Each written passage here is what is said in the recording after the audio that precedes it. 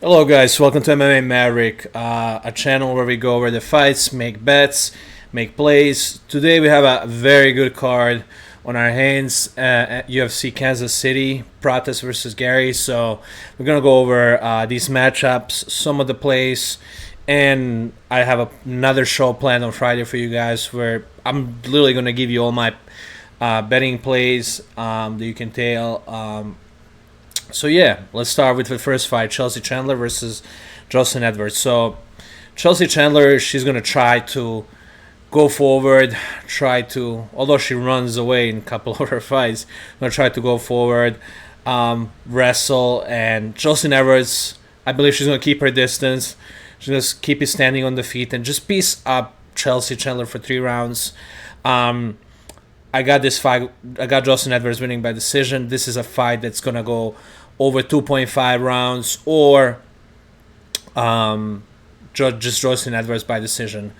Next fight we got is Timmy Kumba and Roberto Romero. So, I mean, look at Roberto Romero. Look at that crazy look on his face. You know this guy's gonna do good. So, in this fight I got Roberto Romero. Maybe even by TKO. Roberto Romero is kind of a pressure fighter. He's going to go forward.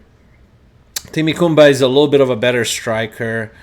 I think Roberto Romero is going to be dominating this and is going to establish his power and take him down. And yeah, I got Roberto Romero winning this one. Its odds are very close, but I got this for Roberto Romero. Next fight, we got Jacqueline Amorim and Poliana Viviana. This is one of the biggest favorites on the card. Jacqueline Amorim, she's a BJJ World Champion. Poliana Viviana, she's more like a IG model type fighter, like that is using MMA kind of like more like to promote her, Instagram and brand deals. But I got Jacqueline Amorim by submission, probably, or by decision. So not a play that you can make here is Jacqueline Amorim double chance, submission, or decision.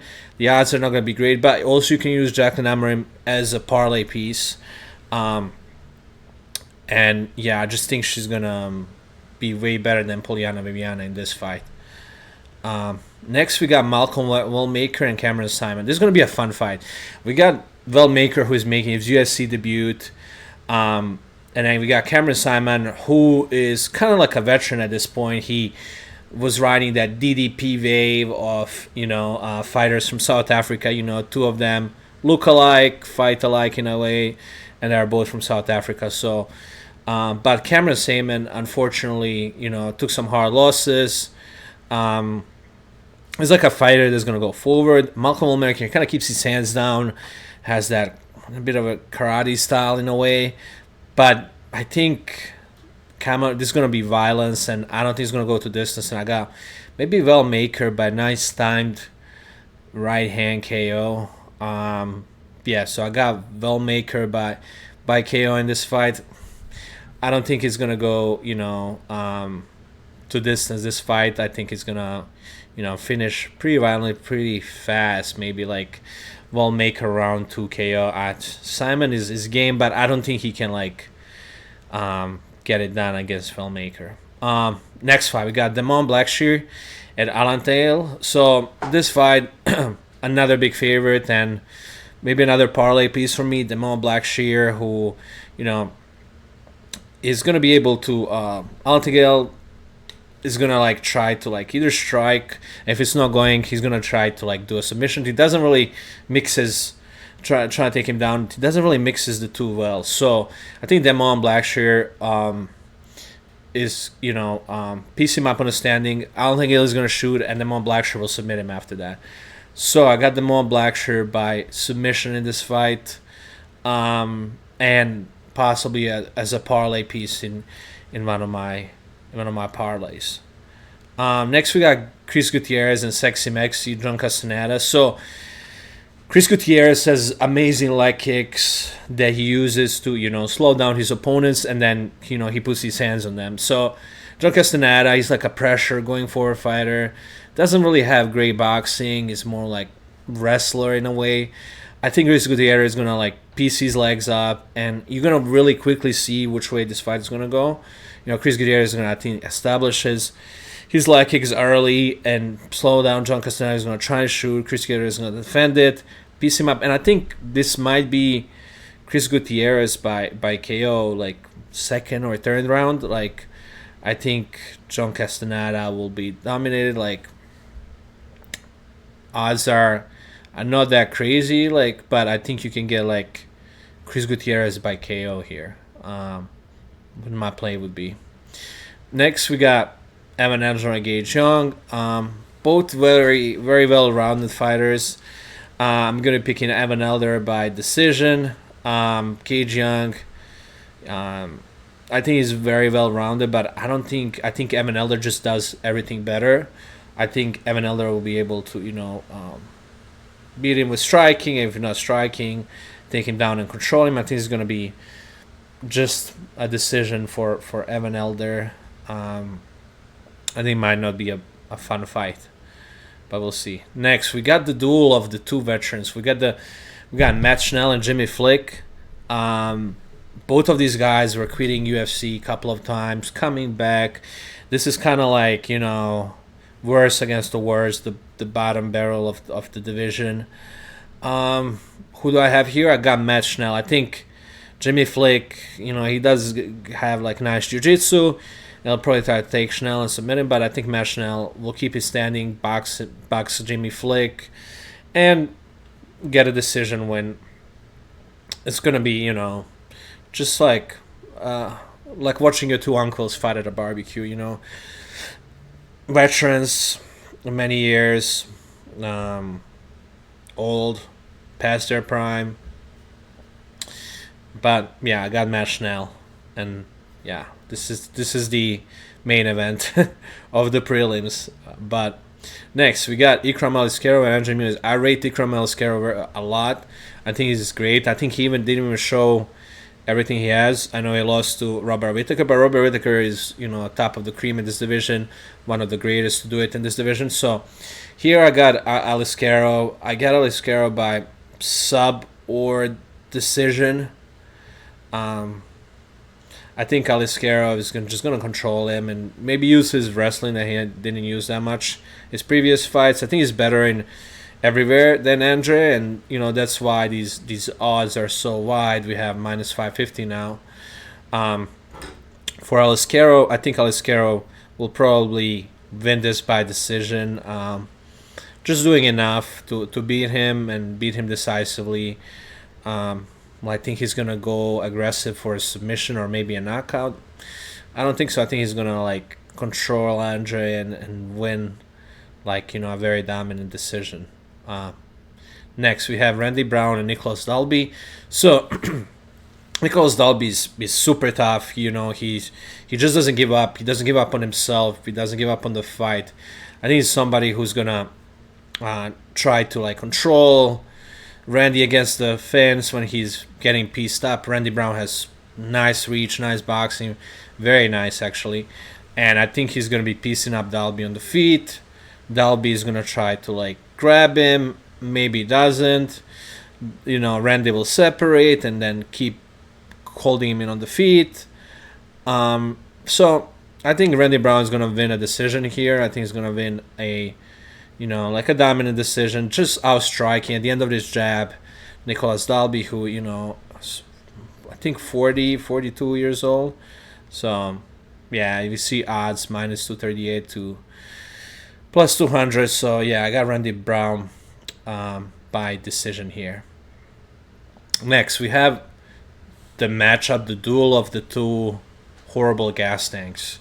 The duel of the no gas tanks. But luckily this is 3 rounds, not 5 rounds. So, we might see a good fight out of this, and they're not gonna both be dying by the end of the, second or third round. So here Michael Pereira, explosive, just doesn't have a gas tank. Gas tank is his only weakness. He's so explosive, he's such a fun striker, one of the most fun people to watch the UFC. We got Abus, who uses his distance well, has decent striking, but again, no gas tank. So Who do we go with here? We go with Michel Pereira by knockout in the second round, I believe. I think Abus will panic shoot on him, and Michel will defend those takedowns and just like finish him with his incredible power that he has. So we have Michel Pereira by KO. Next we have Giga Chikadze and David Onama. So this fight is very interesting. Giga is a very clean striker, very good striker. David Onama has nice power, goes forward, good striker also. But I think Giga is more technical. I think Giga will stuff any takedowns from David because Giga has been training with Merab lately. And he has a cleaner striking, and I think Giga will finally show his potential. I think he can be great in the division, but he didn't win his fights. I think he's gonna fight smarter. I think he's gonna use his kickboxing, his clean strikes, his body kicks are nasty. So I think Giga will probably win this by decision, outstriking David Onama. That's my underdog of the week that I'm gonna post later. So yeah, you have plus 145 on the Giga money line. So I think that's a good bet. Next we have Anthony Smith versus Zhang Minyang. What do I say about this fight? Anthony Smith, this is his retirement fight. Basically, he's gonna give up his fight and go on his podcast or be a journalist. And you never bet on a guy whose last fight it is. They throw this bone to Zhang Minyang, who's a legitimate fighter from China who they want to expand into Chinese markets, and I think this is gonna be like his show out fight. So I got Zhang by round 1 KO. I think it's gonna be a quick night. Anthony Smith will try to defend the takedown. He'll get knocked. He's so chinny, Anthony Smith. He just looks worse in each new fight he has. He just looks worse. He doesn't show much, and I think Zhang Minyang can just like easily, defend the takedowns. Better striker, more powerful. We'll just do his 1, 2, 3, and we'll be ending up knocking out Anthony Smith. So I think round 1 KO for Anthony Smith, for Zhang Minyang, not Anthony Smith, against Anthony Smith. And we have the final fight of the night and the main event: Ian Machado Garry versus Carlos Prates. I think this is even more fun fight than Khalil Roundtree fight. I think Ian Machado Garry will win by decision in this fight. I love Carlos Prates. He's a Muay Thai guy. I train Muay Thai. I love Muay Thai. So he has Muay Thai across his chest. That's his style. I love that. I absolutely love that. But I think Ian Machado Garry is more well-rounded, fought the better opposition. He was great in the Shao Kahn matchup. He can like dissect the fights and use his fighting IQ to defeat the fighters. He controlled MVP. He almost submitted Shao Kahn in the end of that fight. So I think Machado Garry will win a decision here. If Carlos gets too good on the feet for him, he will take him down, control him, maybe even try to pull a submission. But I think Carlos he looked amazing, obviously, but he haven't fought opponents the level of Ian Machado Garry, and we got more data on Ian Machado Garry. So Carlos Prates, could he knock out Ian? Sure, but I think Ian is too good of a striker to let that happen, and I think Carlos will lose this. We don't even know how his cardio is past in the later rounds. We know that he smokes and drinks, so that doesn't help his case either. But yeah, I would say in this fight I'll have Ian Machado Garry by decision. Maybe sprinkle round 1 and 2 KOs, a couple of dollars on Carlos Prates, because I think the longer the fight goes, Ian Machado Garry's chances are better. But yeah, this was a quick breakdown of UFC Fight Night Kansas City, Machado Garry versus Carlos Prates. I'm probably going to put up another show on Friday. I might have a guest, and we'll go over some of our betting picks that you can go and place and tail our picks if you like them. Please like, share, and subscribe to MMA Maverick. And I'll see you guys in the next one. Thank you.